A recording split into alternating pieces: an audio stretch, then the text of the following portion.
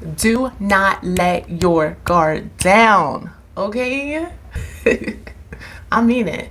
The holidays can bring about a lot of energy. Some good, some bad, some joyous, some sad. I'm rhyming. I didn't mean to. Some of it can feel really overwhelming. Some can just be downright nasty. Because of all of this, you absolutely must protect your energy and clear and cleanse your space throughout the holiday season. So let's get clear about what doesn't serve us so that we can bring in peace and calm and happiness and prosperity and abundance and all the wonderful things that we enjoy during this season. Today I'm going to show you some simple energy clearing techniques you can use right now to keep you feeling refreshed, rejuvenated, energized, and clear throughout the month of December and beyond. I'm looking at a holistic approach to life in our homes in general. So look at my cute shirt today. Look, it's elf care because yes, gotta have that elf care. And also I have a Christmas sock on my microphone. Don't hate. Do not come for me. Don't come for me for the sock that's on my microphone. It works and it's Christmas themed. It's a vibe. So it sounds better when it's on than when it's not on. Let's talk about it. Peace and blessings, friends. Welcome back to my channel. I'm Danny Sinclair, holistic interior designer and owner of My Piece of Space. I specialize in helping mindful professionals create peace, balance, happiness, and success within their homes and office spaces through design. I'm excited that I get to share my own personal insights from my journey, and hopefully that can inspire you along your journey of reimagining your own piece of space as well. Let's go. Why is energy clearing so important? Why am I always talking about energy in our homes? The energy in our homes directly impacts the way we feel, the way we think, the way we connect with ourselves, with each other, with our homes. It influences every single aspect and part of our lives, our health, our relationships, our career, our way that we show up, our visibility, the amount of money we come, like every single thing is impacted by the energy that we are keeping around us within our environments. And during the holidays, with all of the extra activity, the extra energy that we may encounter amongst friends, amongst family members, toxic people that we typically don't even see year round, or we choose not to really even surround ourselves with, but we have to for the sake of the family. Or do we though? We are mingling more, we're gathering more, and let's be honest, we're not always surrounded by people that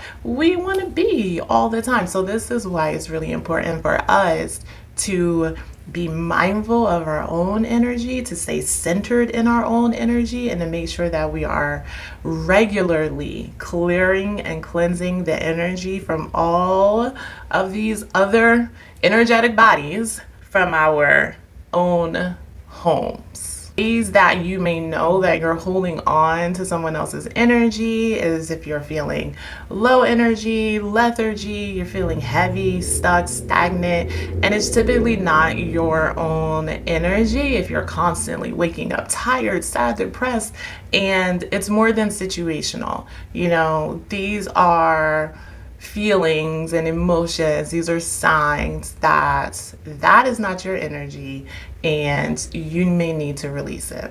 Energy clearing is one of the foundational steps that I teach about in the home body design program. It's all about creating spaces that are aligned and supportive to you and your well-being. I'm gonna talk a little bit more about that later.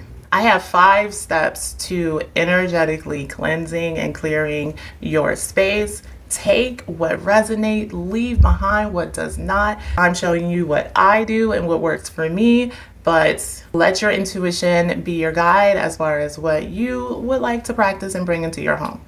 I'm going to say this again, and I'm going to say it again, and I'm going to say it again. The first step is decluttering.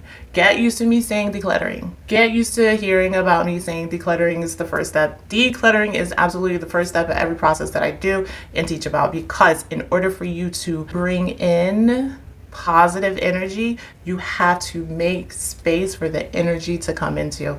If your space is already cluttered, if your space is already energetically stuck or it's stagnant, there's nowhere for it to come into. You have to remove things in order to make space. That's what it is. Clearing physical clutter is a powerful way of shifting and moving energy around in your space. It doesn't have to be profound. You can start off small. It could be a corner, it could be a desk, a tabletop surface, a shelf, a closet, a drawer. It could be one thing. Like, it doesn't have to be big. Start off small and create a routine and a habit around it. You should constantly be editing things from your space so that you can consistently bring in new energy. It's all about bringing in new energy. Step 2, sound. I mean, yes, it's the vibe, even just that.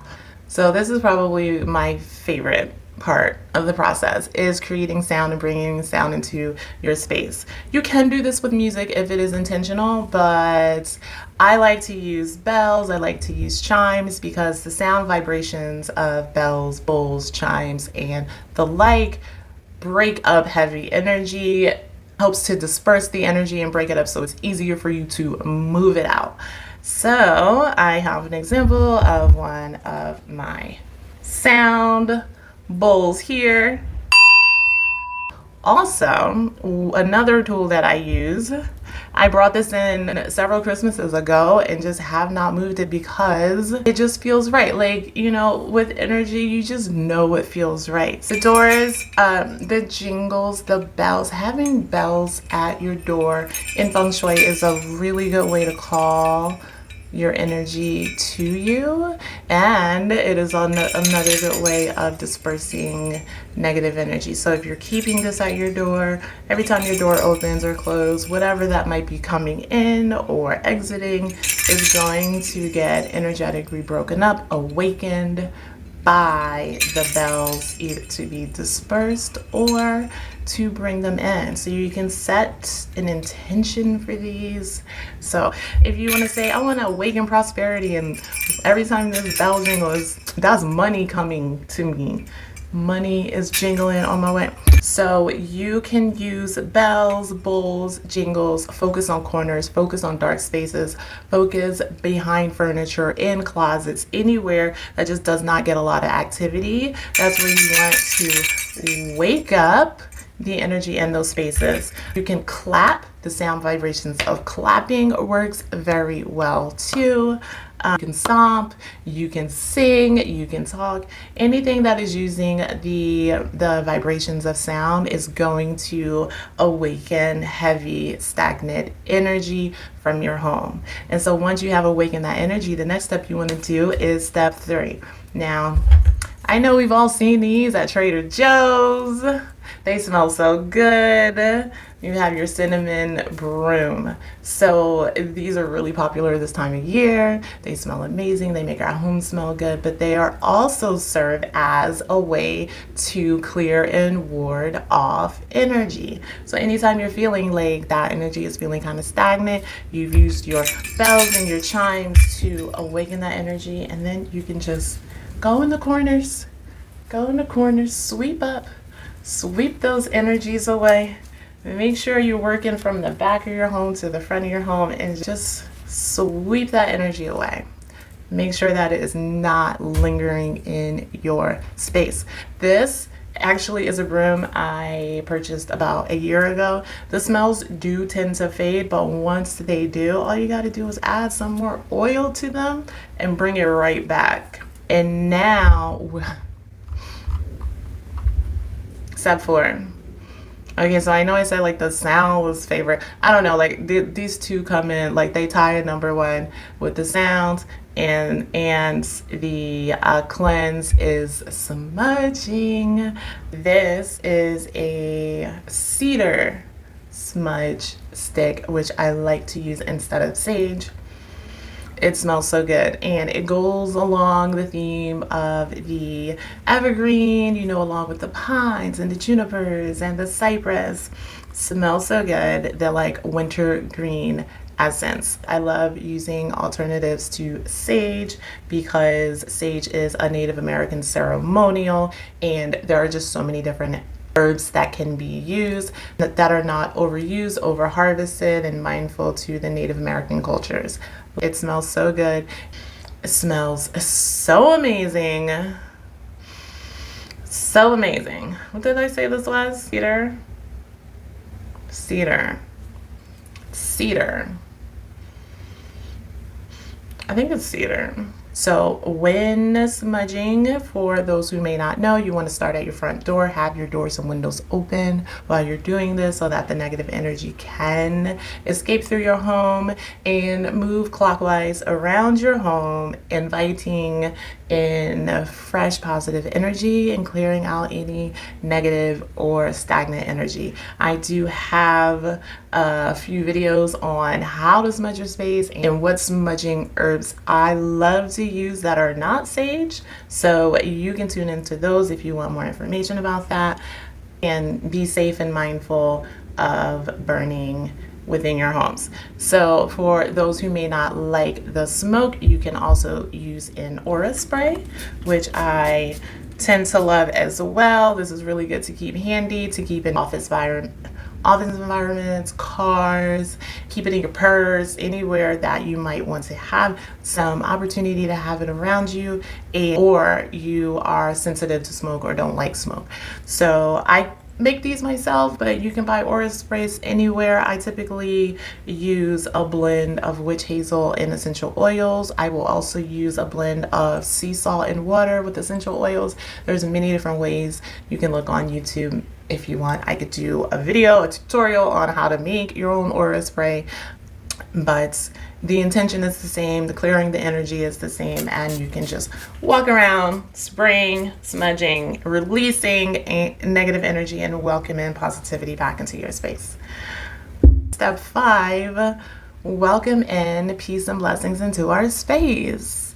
I like to use a simple feng shui technique of keeping a bowl of oranges. Oranges are your typical holiday fruit. They keep well, they smell great. The citrus is really good for healing and immunity boosting. In feng shui, we keep a bowl of 9 oranges that can be kept on your kitchen table or your living room table. They can also be kept by your entryway if you have one. So bring in your oranges, place a bowl of oranges on your table to welcome in more peace, prosperity, and abundance into your space, and you'll be set for the year. Last thing, I talked about the oils for our broom.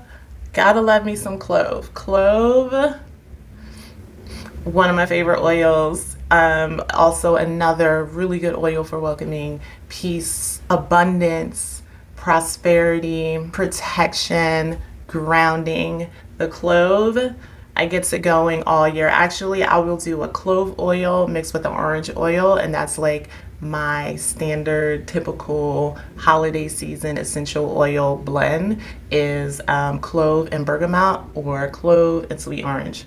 Those two, ooh, yes. Now it's giving holiday season.